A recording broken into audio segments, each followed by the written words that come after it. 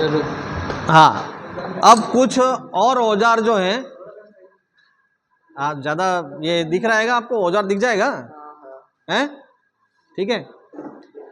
अभी कुछ और औजार है ना, कुछ और औजार आपको उससे परिचय करना है, इसका उपयोग देखना है। तो ये कल एक फाइल भी आपको दिखाई थी, तो फाइल में ये फ्लैट फाइल है ना, फ्लैट फाइल, चपटी आकार के आधार पर। इसमें एक तो आकार भी होता है और उसमें दांते भी होते हैं और एक लंबाई भी होती है। एक फाइल अगर मान लो, इसको अपन जनरल भाषा में रेती बोलते हैं ना, लोहा घिसना, मेटल घिसने के लिए रेती, फाइल, टेक्निकल नाम फाइल। और इसमें इसकी लंबाई यहाँ से, इसके हिल से, हिल मतलब एड़ी से, ये हिल है, एड़ी है, यहाँ से इसकी लंबाई, ये भाग नहीं लेते हैं अपन, ये हैंडल के लिए है, ये इसका हिल भाग हो गया, यहाँ से यहाँ तक का। एक तो आपको लंबाई चाहिए, दूसरा आकार भी चाहिए, और इसमें तीसरी चीज़ और चाहिए, इसमें दांतें कौन सी चाहिए, आपको टीथ कौन से चाहिए, second cut, smooth, rough, रास्प cut, ऐसे ये कट के आधार पर।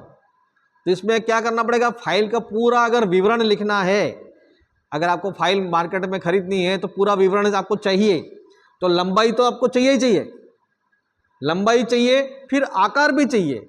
मतलब जैसे ये है, मैं दूसरी फाइल दिखा रहा हूँ आपको, ये देखना आपको, ये आकार कौन सा है, स्क्वायर, वर्गाकार है, ये आयताकार है, इसका नाम है फ्लैट फाइल, ये स्क्वायर फाइल। और एक ये है आपका, ये त्रिभुजाकार है, ट्रेंगुलर फाइल। एक दूसरी जो गोल आती है, वो कल से गोल लाए थे अपन, गोल और एक हाफ राउंड, एक हाफ राउंड आधी गोल, और एक फुल राउंड। तो फुल राउंड, हाफ राउंड, ये आकार भी आपको चाहिए। दूसरी चीज आपको ये भी लंबाई भी चाहिएगी, है ना। तो ये जैसे मान लो 6 इंची या 150 mm, अब ये है आपका 10 इंच 200 mm, फिर 10 इंच लंबाई भी चाहिए आपको। स्क्वायर फाइल चाहिए, लंबाई 10 इंच चाहिए, और फिर कट के आधार पर, मतलब ये स्मूथ चाहिए या सेकेंड कट चाहिए, बास्टर्ड चाहिए या रास्प कट चाहिए, वो भी लिखना पड़ेगा। तो इसमें 2 3 4 चीज़ें इसमें शामिल होती हैं। लोहा घिसना है आपको, लोहे में कोई पार्ट्स वगैरह बनाना है, तो उसमें अगर मान लो चकोर होल करना हो तो ये फाइल चाहिएगी। सीधा सीधा समतल घिसना है तो ये, थोड़ा गोलाकार छिलना है तो राउंड फाइल, पूरा गोल को बड़ा करना है तो फुल राउंड, और हाफ राउंड यूँ ऐसे कर्व में करना हो तो। और अगर मान लो कोई तिरछा है, अभी आप में इस ट्रेंगुलर फाइल का सबसे ज़्यादा उपयोग होता है कारपेंटर मतलब सुथारी जो काम करते हैं लकड़ी काटने के लिए, वो जो आरी काम में लेते हैं उसको बोलते हैं वुड सा, लकड़ी काटने की जो आ रही है वुड सा या टेनन सा, लकड़ी काटने के लिए। तो उसमें दांते जो होते हैं वो लकड़ी काटते काटते कुछ टाइम के बाद उसके दांते घिस जाते हैं, उसकी धार करनी है तो आपको ट्रेंगुलर फाइल चाहिए। टेनन सा या वुड सा है, उसके जो टीथ हैं, दांते हैं, वो घिस जाते हैं, उसकी धार तेज करने के लिए आपको ट्रेंगुलर फाइल, या कोई तिरछी चीज कोई करनी है तो उसके लिए ट्रेंगुलर फाइल का उपयोग। भाई कारपेंटर का जो आपका जो आरी है, कारपेंटर की आरी, टेनन सा, वुड सा, उसके दांते तीखे करने के लिए ट्रेंगुलर।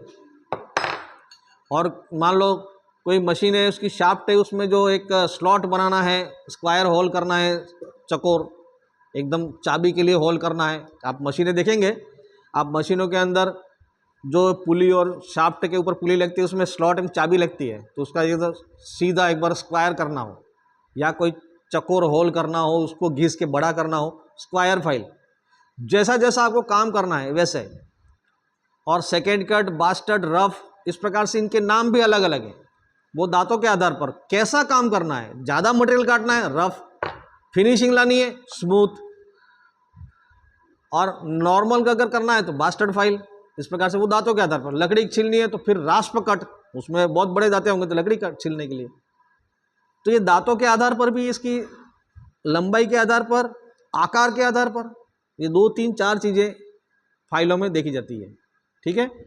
और मटेरियल के बारे में थ्योरी में पढ़ लेना। दूसरा एक होता है ये सेंटर पंच होता है, ये पंच है।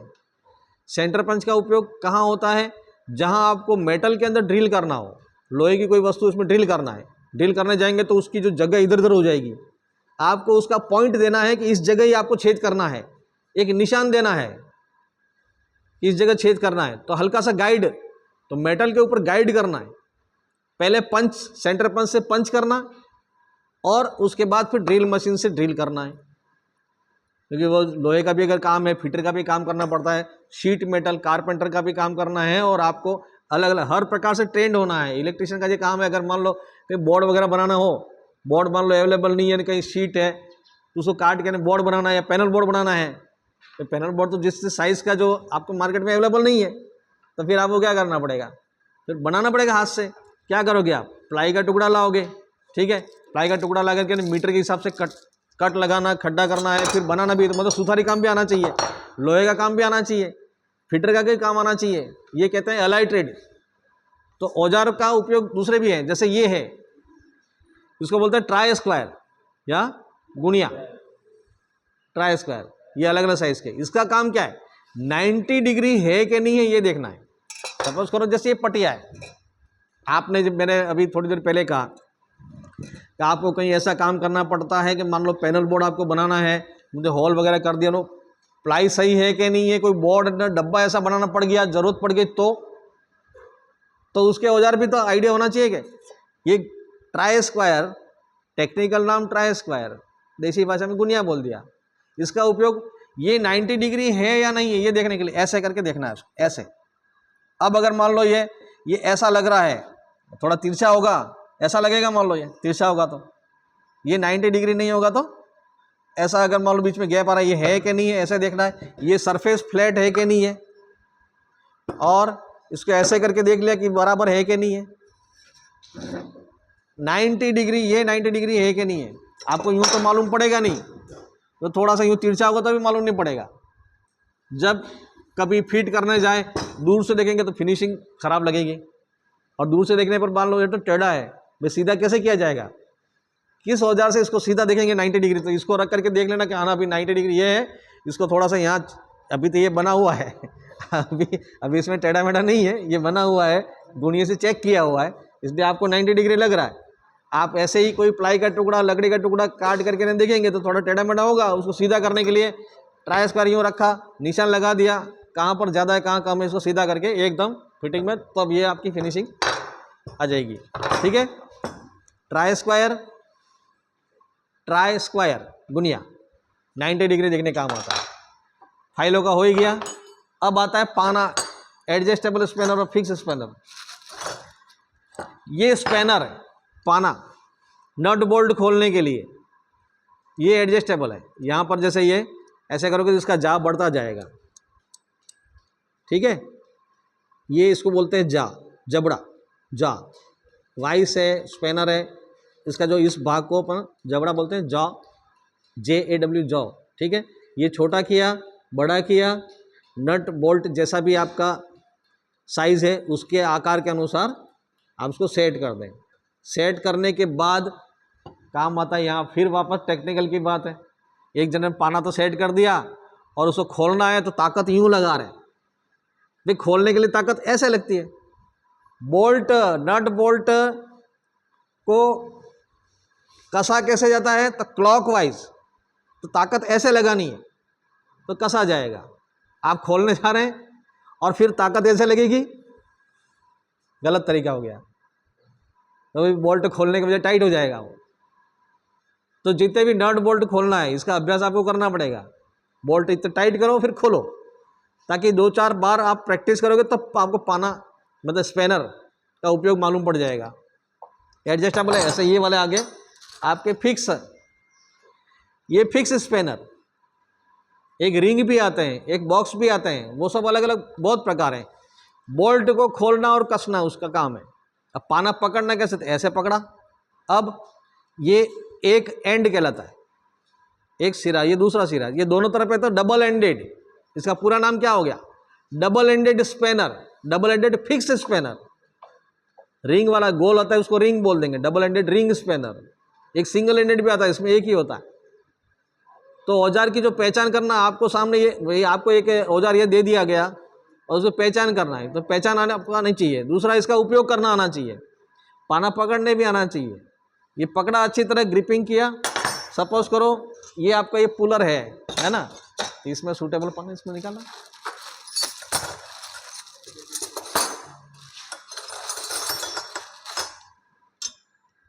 अब स्पैनर का जो है 16-17, अब ये स्पैनर है, ठीक है। और सपोज करो ये बोल्ट है आपका। वैसे ये औजार जो है ये अलग औजार है, इसका पुलर बोलते हैं, पुली निकालने के लिए पुलर है। अब इसमें से जैसे मान लो आपको माना कि नट ये ऐसे ऐसे करके ऐसे घुमाना है, ऐसे घुमाएंगे तो खुलेगा, ये खुल रहा है, ठीक है। और इसको ऐसे कर दिया तो टाइट होगा।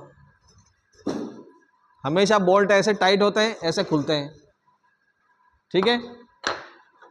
तो पाना भी बराबर एकदम पकड़ सही होनी चाहिए, ताकत ऐसे लगनी चाहिए, ऐसे ऐसे जो भी आपको खोलना है, कसना है, जिस प्रकार से आपको जो काम करना है, हमेशा बोल्ट क्लॉकवाइज टाइट होते हैं, एंटी क्लॉक खुलते हैं। ये आपके दिमाग में होना चाहिए। ऐसा नहीं कि आपने फिर पाना तो लगा दिया और ताकत उल्टी उल्टी लगा रहे हैं, तो भाई तो फेल है भाई, नहीं काम का, क्योंकि तुझे पता ही नहीं है कि इसको खोलना है तो ताकत उल्टी लगा रहा है।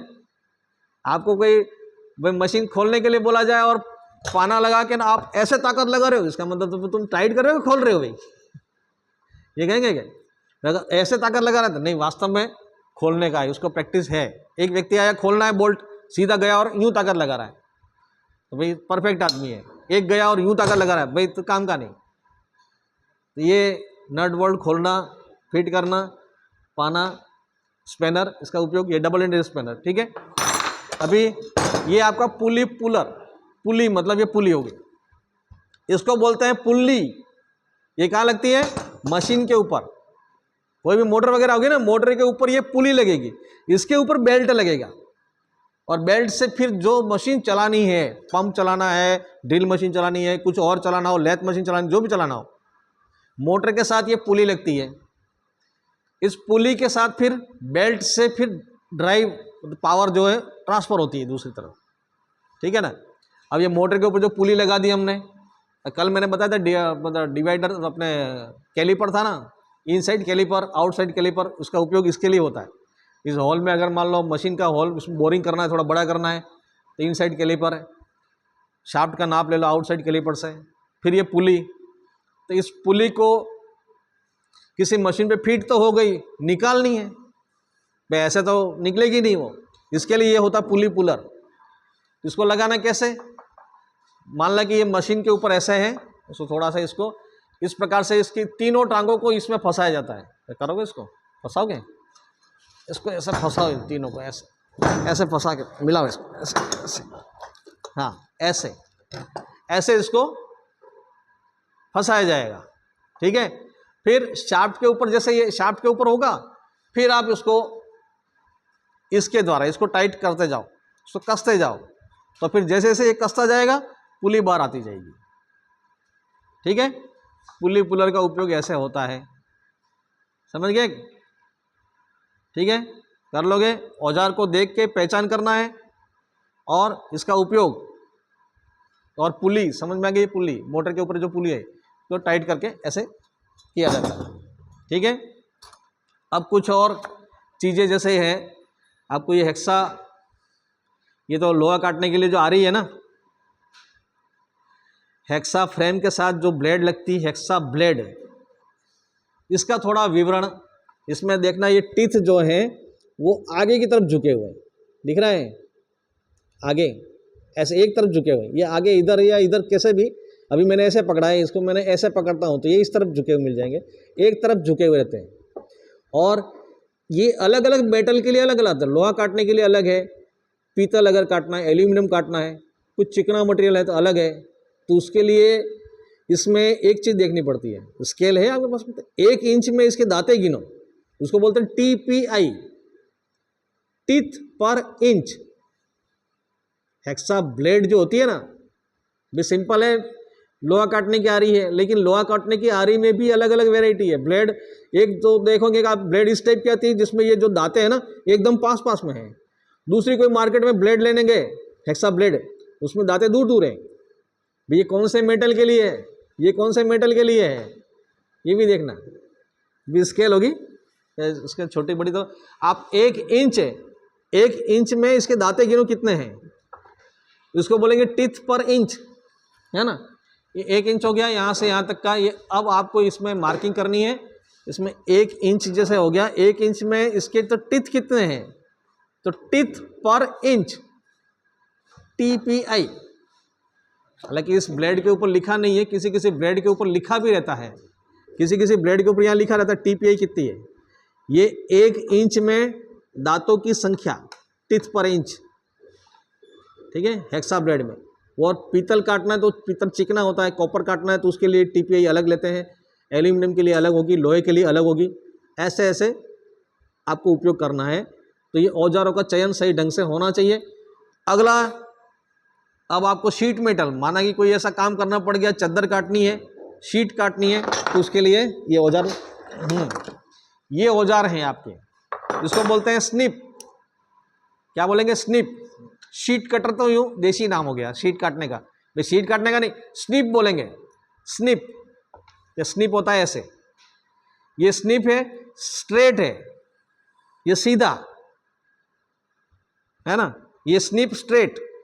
अगर सीधा सीधा काटना है तो ये, और फिर नहीं हमको गोल चद्दर काटनी है, चद्दर को गोल काटना है, अभी इसको आप ऐसे करके यूं यूं यूं करोगे ना तो वो सही ढंग से फिनिशिंग नहीं आएगी। इसके लिए एक स्निप ऐसा भी आता है जो बैंड वाला होता है, आपको दिख रहा है ये, इसमें ये मुड़ा हुआ है ना। अगर मान लो एग्जाम में ऐसा चित्र आ गया, ये है तो स्निप है चद्दर काटने के लिए, लेकिन वो गोल डिस्क अगर काटनी है तो आपको कौन सा उपयोग, कौन सा औजार चाहिएगा? यूं दिख रहा है आपको ये क्या है? ये बैंड वाला है ना, है तो ये भी स्निप, काम इसका भी यही है, शीट काटना है, लेकिन आपको शीट कैसे काटनी है? गोल काटनी है, गोल डिस्क बनानी है चद्दर की, तो फिर आपको ये स्निप बैंड काम में लेना पड़ेगा, ठीक है। और काटते कैसे हैं अपन देख ले यहाँ पर, तो कैसे काटते हैं, लाओ शीट लाओ, तो शीट लाओ। ये अगर आपको शीट को बैंड करना है, जैसे बैंड गोल गोल डिस्क काटनी है ना, तो इसको ऐसे करके ऐसे, तो ये बैंड होती जाएगी। अब इससे जो कट लगता है, इससे कट लगा के कर्व में आएगा ऐसा गोल, तो गोल चद्दर काटनी हो तो स्निप बैंड वाला, और सीधा सीधा काटना है तो सीधा काटना है तो स्निप स्ट्रेट, ये स्ट्रेट ऐसे ऐसे करके काटना है। ताकत तो लगानी पड़ेगी भाई, चद्दर शीट है, शीट भी अलग अलग गेज की आती है, वो गेज के बारे में आपको पहले बताया ही था मैंने, है ना। ये शीट कितने गेज की है? हो सकता है ये 20 तो नहीं होगी, 22 के आसपास की, तो आप 25 की चद्दर हो तो आसानी से काम कर सकते हैं। 22 से थोड़ा सा ताकत ज़्यादा लगानी पड़ेगी, ये 22 गेज की शीट है तो थोड़ा आपको हार्ड लगेगी, ठीक है। सभी औजार लगभग हो गए, कोई ड्रिल वगैरह बाकी रह गया तो फिर अगला जब कोई काम करेंगे उस समय आपको कुछ और औजार के बारे में जानकारी दे देंगे, अगले वीडियो में फिर मिलेंगे अपन, ठीक है। अब आपके बेसिक वगैरह शुरू होगी क्या? रोक देना।